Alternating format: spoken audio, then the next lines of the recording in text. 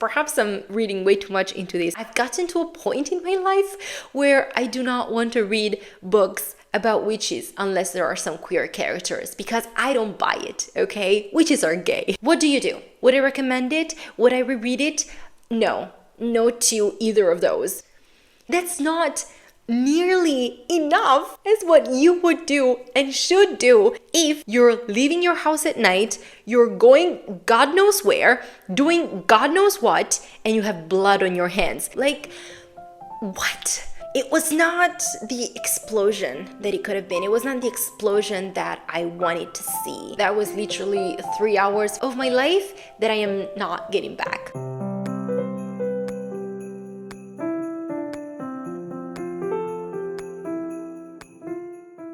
Hello my lovely readers and queers, welcome back to my channel for another 12 Days of Booksmas video. My name is Franny and today I am going to do my fall wrap-up. Even though it is a truth universally acknowledged that the winter season starts on December 1st, technically we all know that that's not true. The winter season starts on December 21st and today, when I upload this, should be December 20th. And so I thought that the perfect way to say goodbye to the fall season was to do my fall wrap-up. I haven't read as much as I wanted to during the fall season.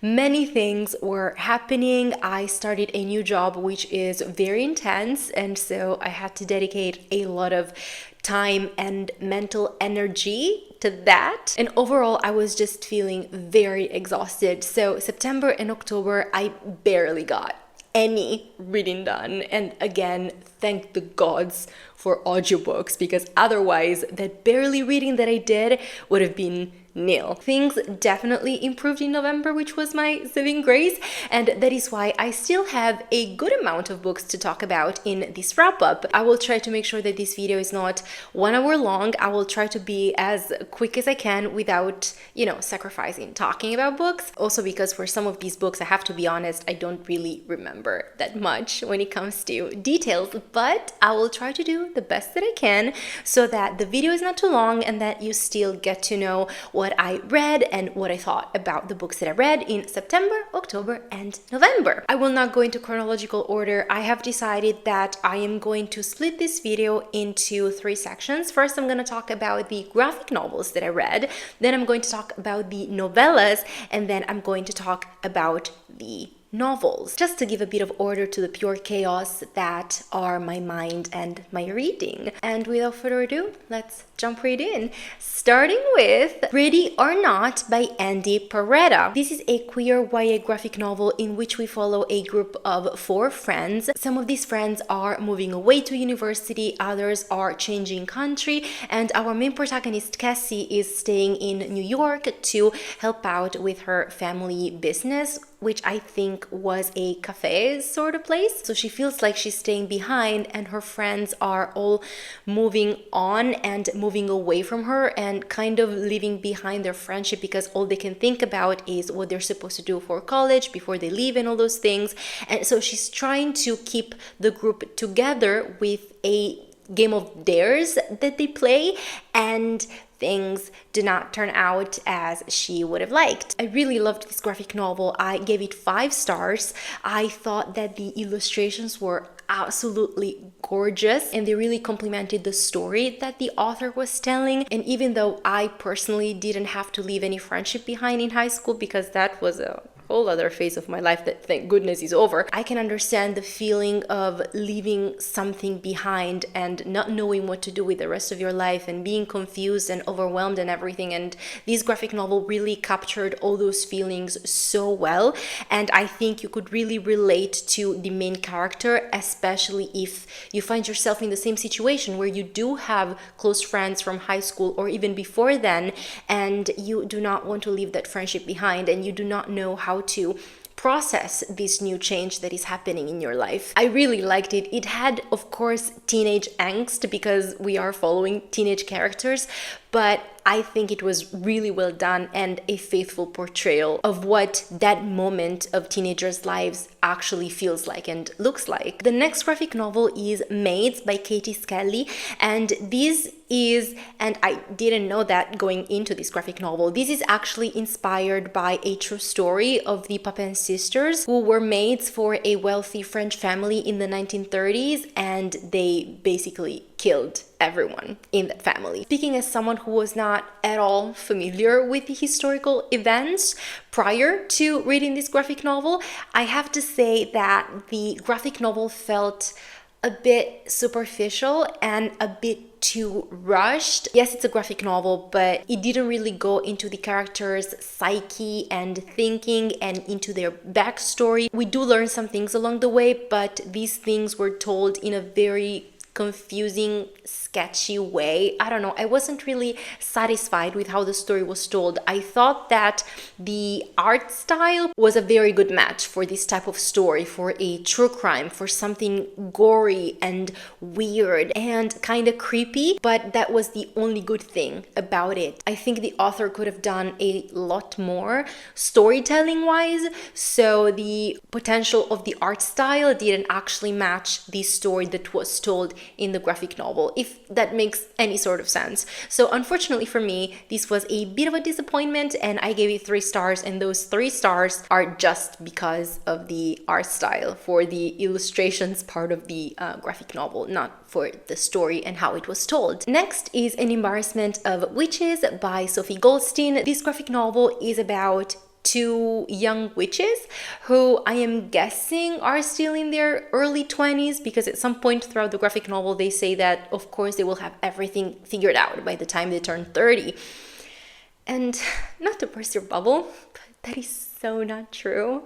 I wish that was true. I wish that you had everything figured out by the time that you were 30, but that's not how it works, unfortunately. We are following 2 young witches who are best friends. One is trying to be a PhD student in something magical, and the other one doesn't really know what to do yet. She's trying to find a job because the academy is not really her place. But unfortunately, she's one of those people who will just fall in love with someone, and then their whole life centers around what their partner wants to do and what they want and where they want to go and everything. And the main character that we're following, the one who just has no personality whatsoever unless it's defined by the partner that she's with or the person who she has a crush on, not even partner, she was so annoyingly selfish, and she would complain about everything, like, oh, my life is so hard, I don't know what to do, but she wouldn't actually try and do anything to change that. She would just complain, and she would be mean to her best friend who was there for her like a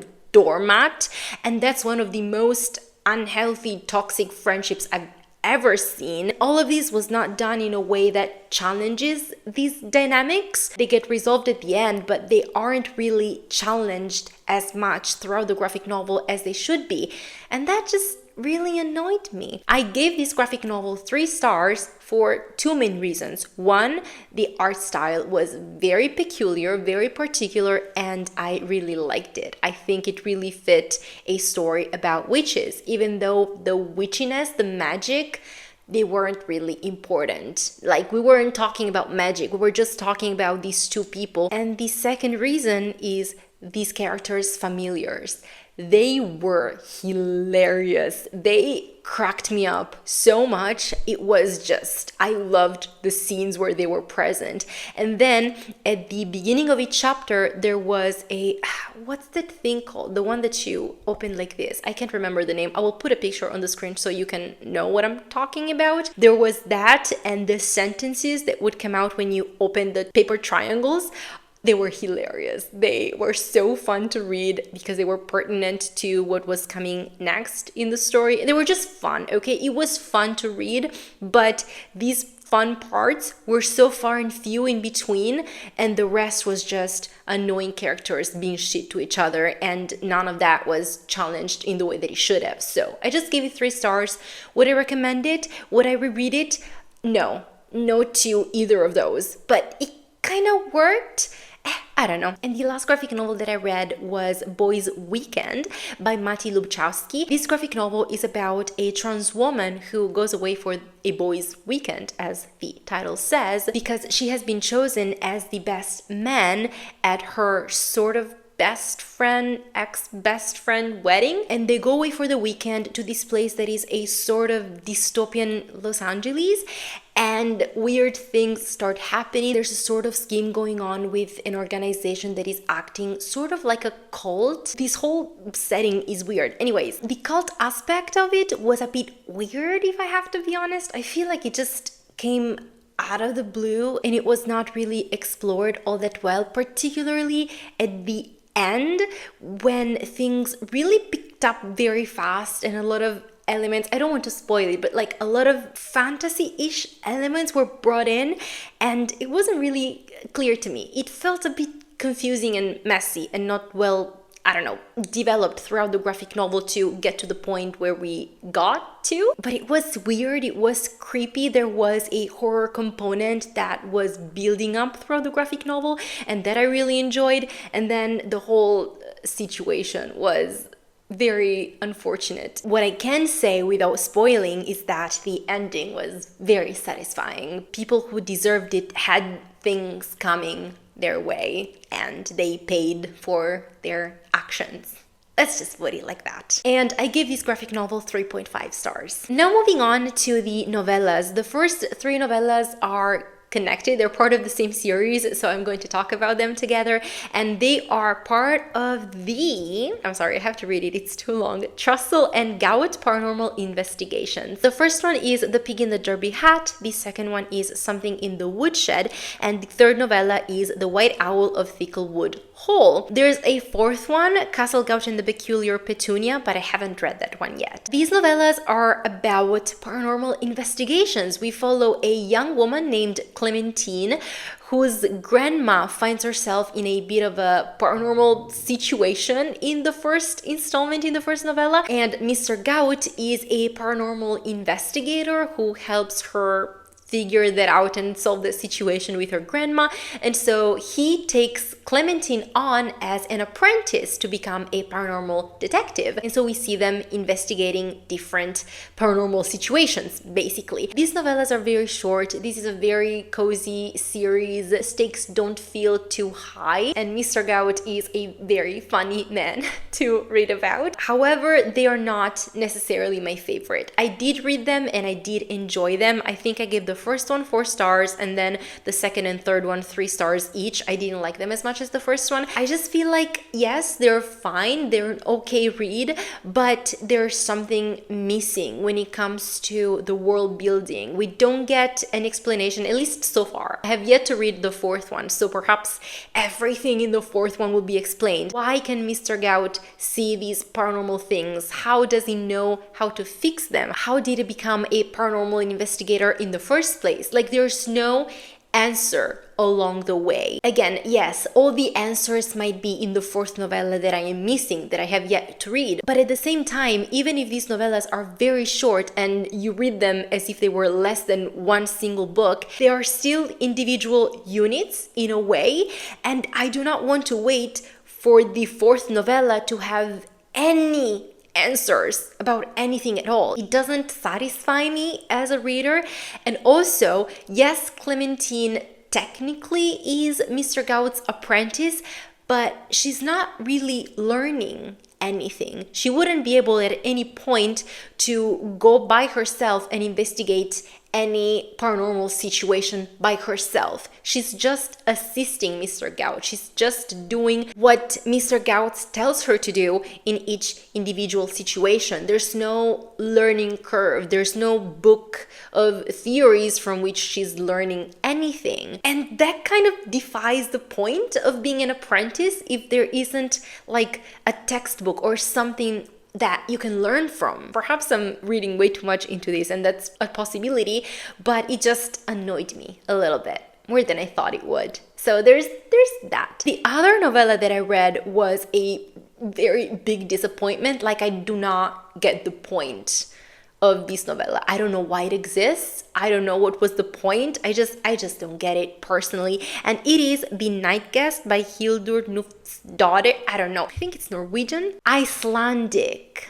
It's Icelandic. I butchered that. Anyways, this is about a woman who feels tired all the time and she doesn't know why, and she goes to see doctors, psychologists, people, but she can't figure it out what's happening until she buys a watch or something. I think it was a watch or something that counts her steps, and she finds out that she's walking thousands and thousands of steps every night, and she doesn't know where she's going, she doesn't know what she's doing, she doesn't remember. But when she wakes up in the morning, she either has blood under her fingernails or she has bruises that she can't explain, and she feels so tired all the time. And this is what the novella is. She's trying to figure out what is happening and what she's doing every night. And the thing is, I do not understand what was the point. My issue with this novella is the fact that throughout the whole thing, I had the impression, it's not the impression, I was sure that she wasn't doing nearly enough as she should have. Like, can you imagine? Put yourself in her shoes, right? Picture yourself in this situation where you feel tired, where you don't have the energy to do anything. Every morning you feel so tired when you wake up. And then when you do buy the watch that is counting your steps, you discover, right, that you are walking thousands and thousands of steps every night. What do? And if that wasn't already creepy as hell, you start finding bruises and blood and things that you can't explain, of things that you can't remember. I would be fucking terrified. I would ask people to come sleep in my house so they can stop me, so they can try and wake me up, so they can try and see what the heck it is that I'm doing when I wake up in the middle of the night and I can't remember. I would chain myself to the bed. I would go to a hospital and be like, hey, keep me for the night and figure out what the hell is happening to me. I would do things. I wouldn't just buy a watch to count my steps and then that's it. I wouldn't just lock the bedroom's door, because if you are leaving every night, if you're leaving your house, if you're going places, if you're walking kilometers and kilometers, then of course it wouldn't be an issue to turn the key and open the door to leave your house. Like, that's not nearly enough as what you would do and should do if you're leaving your house at night, you're going God knows where, doing God knows what, and you have blood on your hands. Literal blood on your hands, okay?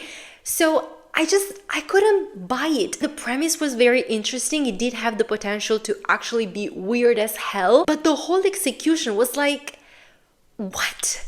Why aren't you doing anything to stop this? Why aren't you doing anything to understand what is happening to you? Like, I just couldn't believe it. And the thing is, if I can't believe in a fictional way what I'm reading, then I cannot be affected by the story in any way. I cannot be touched. I cannot be reached. It didn't work. It didn't work. And I was just so disappointed. That was literally 3 hours, 4 hours, perhaps, of my life that I am not getting back. They were lost. So I have to accept that, and that's why I'm so pissed. Actually, I have another novella to get out of the way, and that is The Mistletoe Mystery by Nita Prose. This is a novella that takes place after the second book in the series, which was The Mystery Guest, and it is just a very delightful Christmas novella. In this novella, Molly and her boyfriend Manuel are celebrating their 5th Christmas together, if I'm not mistaken, and Manuel has been acting a bit weird and Molly thinks that there's something going on, and so this novella is all about that mystery. There's no actual crime like there is in the actual novels in this series, but there is a very little nice mystery, and it was very Christmassy and I really loved it. I think this is the kind of short story that you can listen to on Christmas Eve's morning while you're baking and preparing things for the lunch and you just want to listen to something that is going to keep you company and comfort you and make you feel that Christmas spirit in the air. I was only very slightly disappointed because if you have watched the video in which I review the mystery guest, I don't remember which one it was, but I will leave it linked somewhere. I went on a whole rant about a possible spin-off for this series where Molly would have broken up with Manuel because I didn't see any chemistry there, and I wanted Molly to turn out to be bisexual and she would fall in love with the detective that was investigating the cases at the Regency Hotel in the novels. And this novella kind of goes in a very different direction for what was my take, my genius, brilliant idea, if I can say so myself. So there's that. I was a little bit disappointed because clearly that idea is going to stay that. An idea.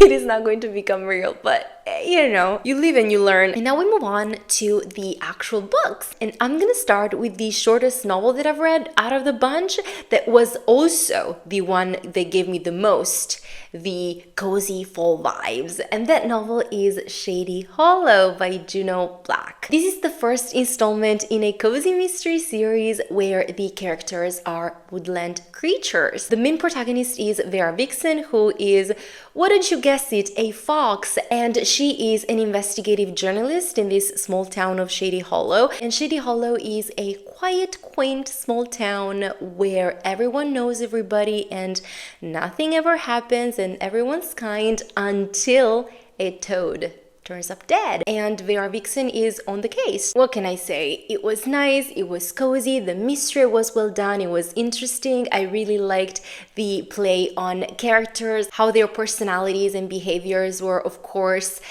influenced by the type of animal that they were, so that was very fun to read about. I have to say that the ending for me was a bit of a cop-out, just a little bit. And there's something that I have to say, I am sorry, but it might be very small, but I have to get this off my chest because I have to, because it's me and I'm irritated and I have to say it. So we are in a small town inhabited by woodland creatures. So we have animals, right? We are in the one place where we could have a funeral without the church being involved. I know it's something small and nobody cares about that, and it was one small scene out of the entire book, but you find yourself in a setting where you could have fun, you could do something different, you could literally make up a whole ritual that animals would do to salute and say goodbye to a woodland creature that has passed away and that is not part of the circle of nature anymore.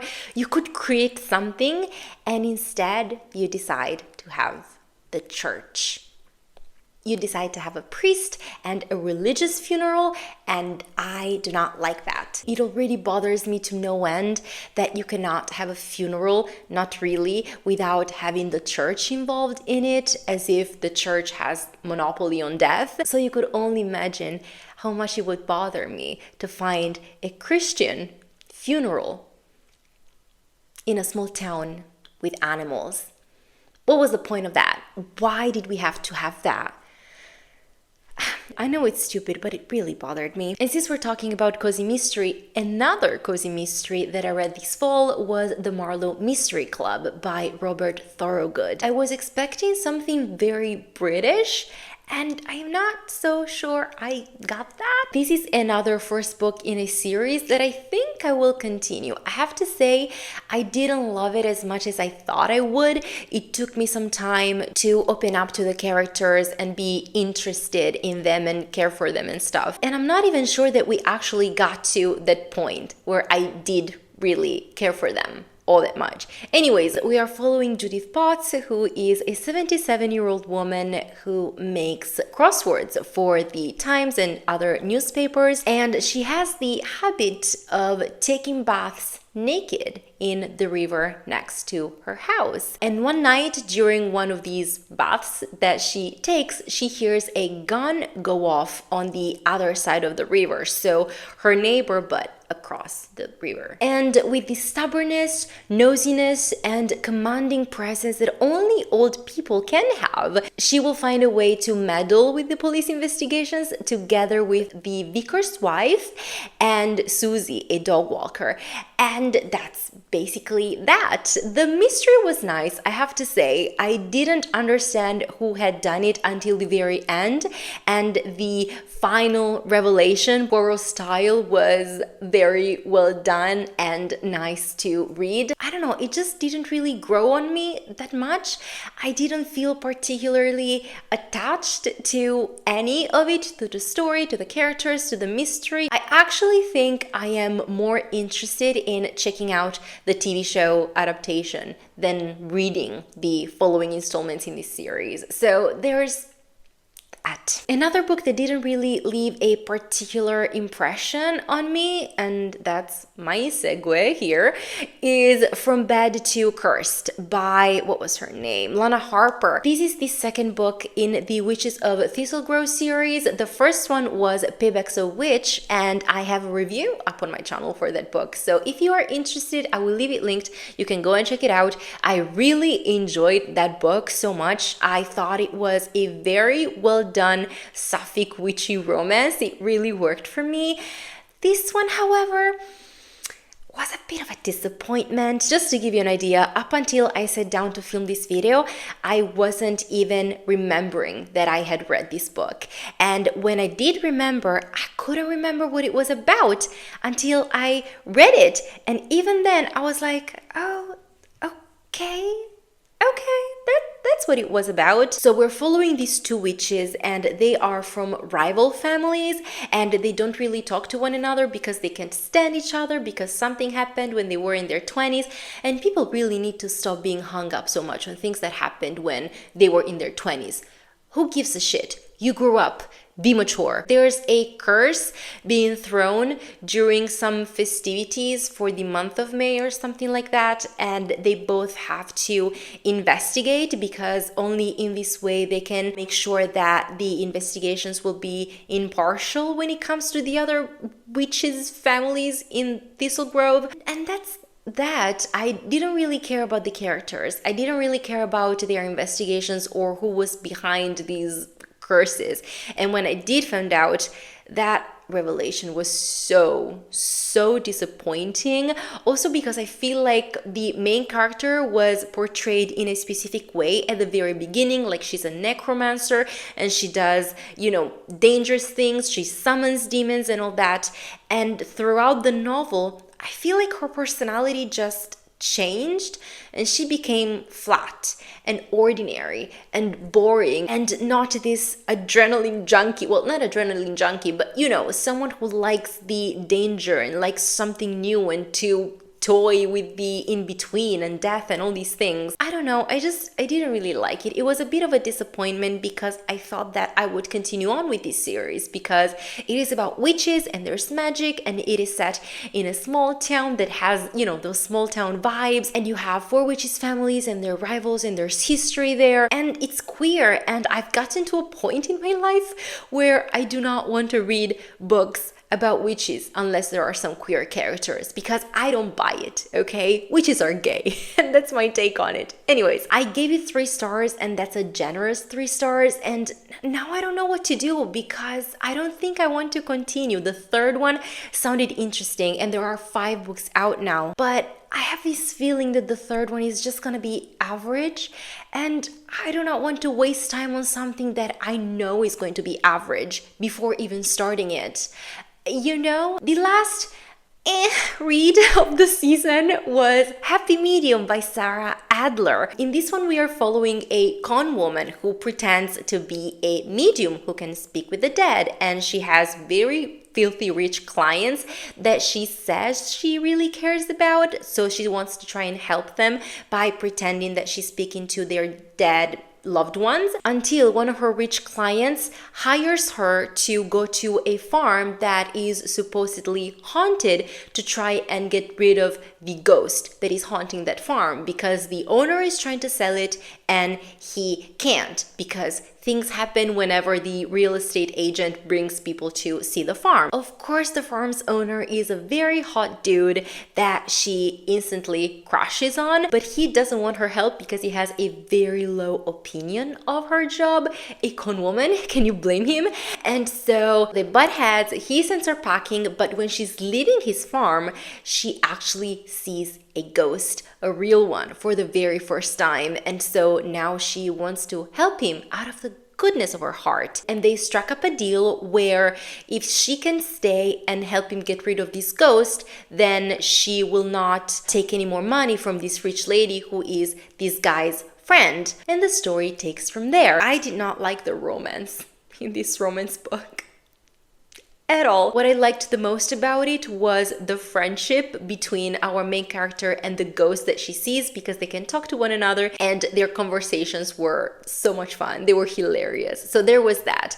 But the romance really did not work for me. And I will tell you why. Because at every chance he got, the guy would diminish her and her job and what she was doing. And she, who had been doing that thing, running her con for years and years because she has her reasons to do so, would doubt herself, and her self-worth would reach way below ground because of what he was saying. And that's what I didn't like. The fact that they were falling in love and they were flirting with each other, and she was falling in love with this guy who did not respect her and would keep on making her feel like shit for her job and her life choices without knowing anything about her. Like, how dare you, sir? Talk about holier than thou attitude. I could not stand him. You can live your life however you want, but you do not get to make other people feel like shit, especially if they're falling in love with you and you know that they're falling in love with you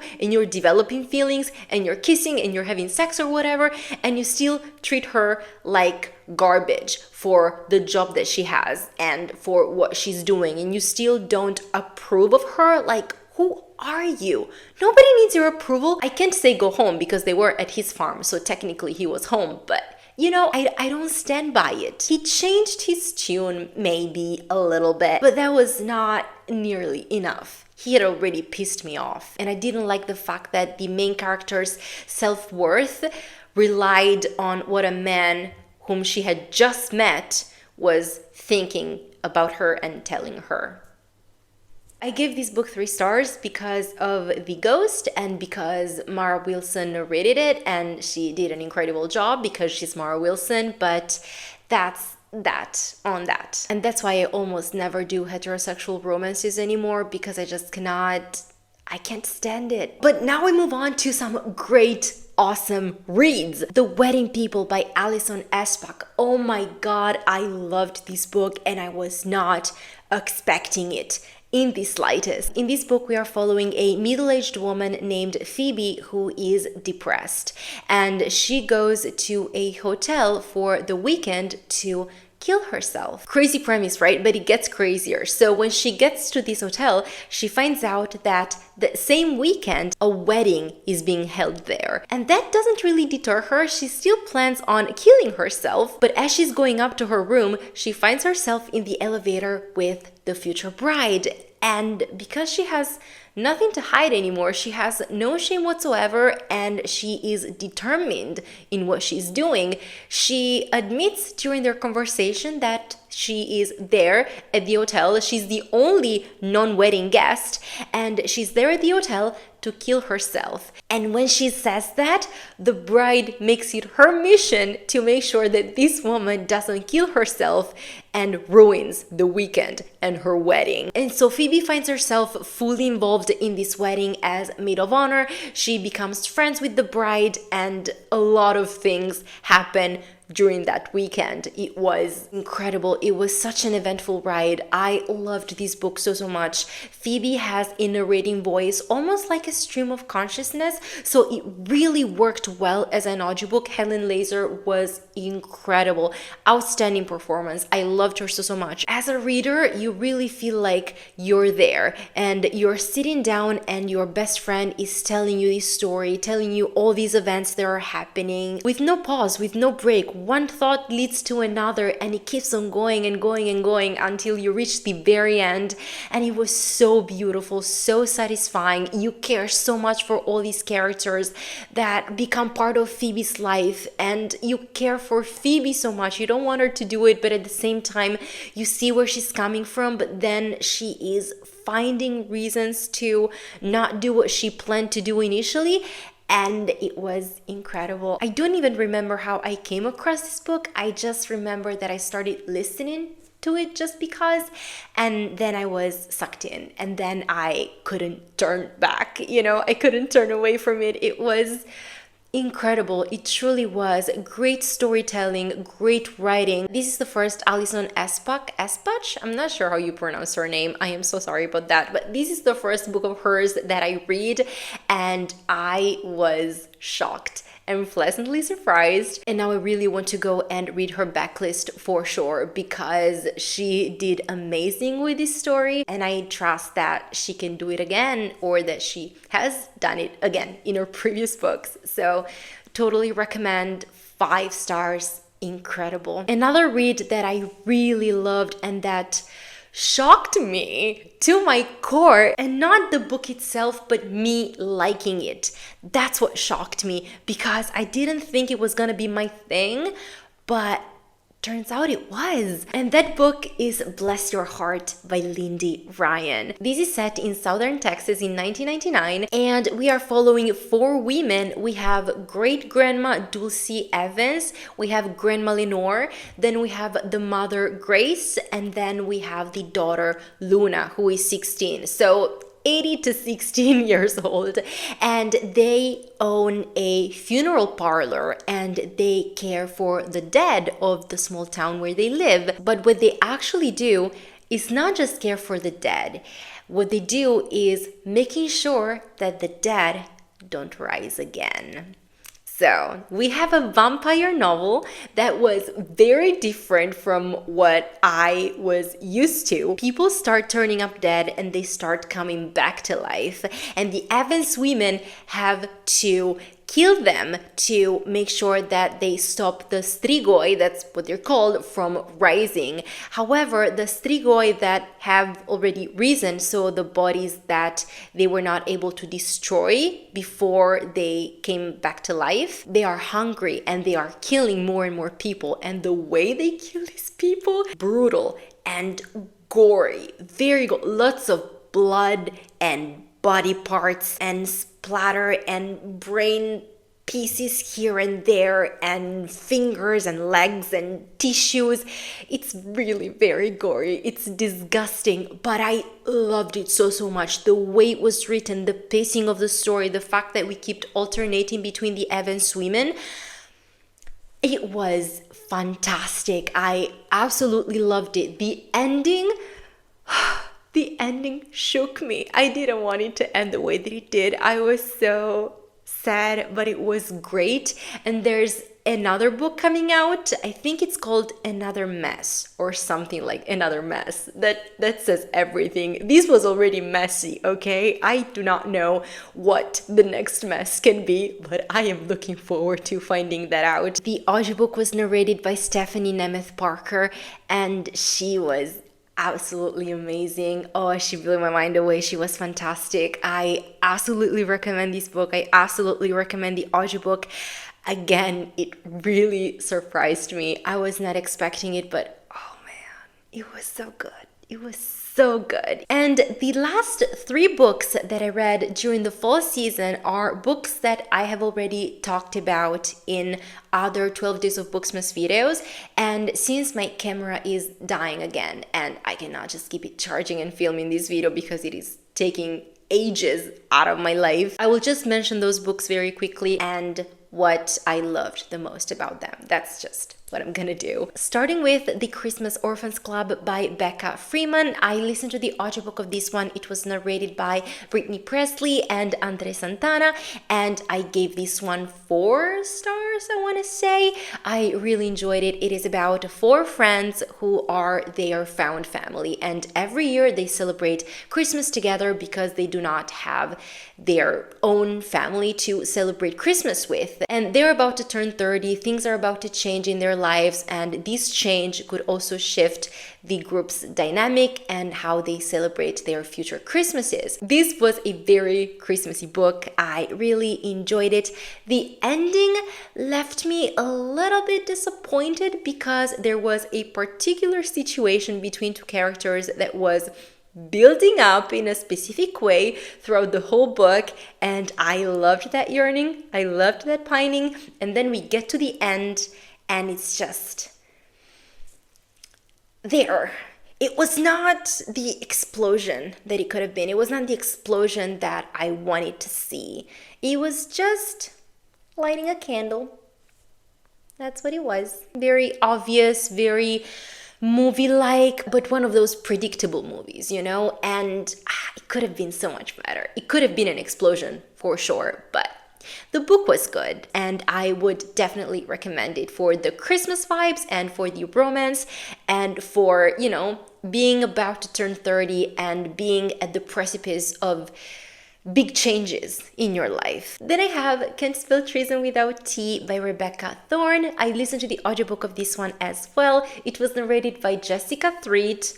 Great performance, again, absolutely recommend, and I just loved this book. It is a cozy fantasy series about 2 women, an ex-guard and a mage, who leave their lives behind to open a bookshop that sells teas and pastries, but they are still somehow dealing with the aftermath of their choices of their past lives, if that makes sense.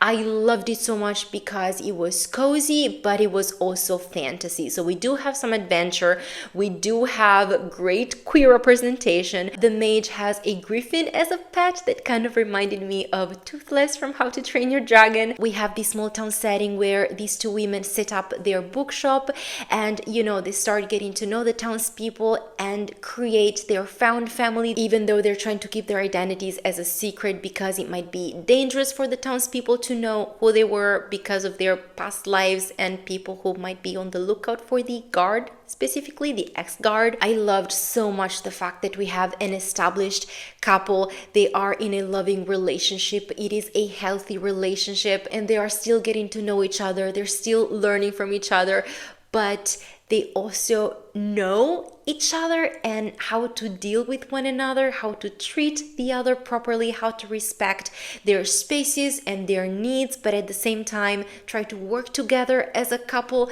They were incredible. I loved everything about this book so much. I cannot wait to read the sequel. There's a 3rd book coming out next year as well, and a 4th book has been announced. I am so excited to continue on with this series, and honestly, I don't want it to ever end. And the very last book that I have to mention is The Nightmare Before Christmas by Sarah Rush. I feel like a broken record, but I've listened to the audiobook of this one as well, and again, it was just so good. Out of this world fantastic. It was narrated by Ellis Evans, and I applaud you, sir.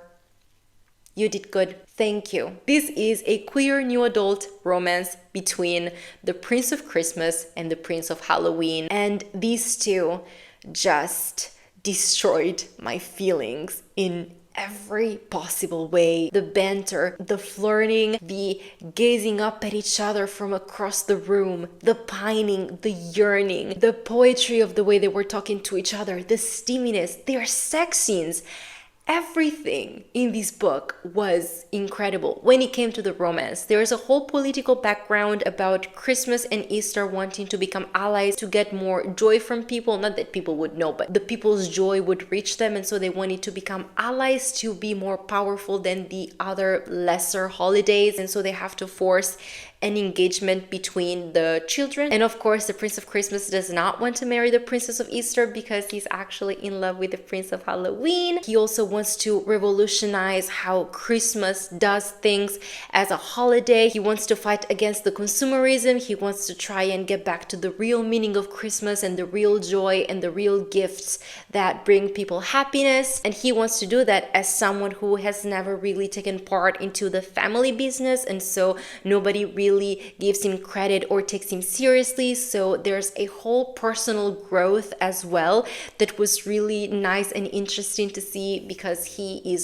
so insecure, he suffers from anxiety, and then he blossoms and he finds his true calling apart from finding the love of his life. So it was just overall an incredible romance read. I absolutely recommend. Perfect for this time of the year, and just perfect as a queer romance. And even for this one, there's a sequel coming out in 2025 that I will be picking up as soon as it comes out. You can bet your ass on it. And this is it for this very, very long video. I don't know how long it's gonna be. It took me 2 or 3 hours to film. I don't even know. I've been sitting here for a very long time and I had to take a break because all my electronic appliances, tools had died. So it was a long time coming and it was a long video to film. But no matter, I hope you enjoyed watching it. Please let me know in the comments down below if you have read any of the books that I've mentioned, whether you liked them or not, and let me know what you read during the fall season. I want to know the book that you loved the most and the book that you really, really disliked and that I should avoid. Please let me know in the comments down below, because I would love to know and chat with you about it. Thank you so much for watching. Again, I will see you very soon with another 12 Days of Booksmas video. But until then, have a good one, take care, and keep reading queer books. Warm hugs. Bye. Hi guys.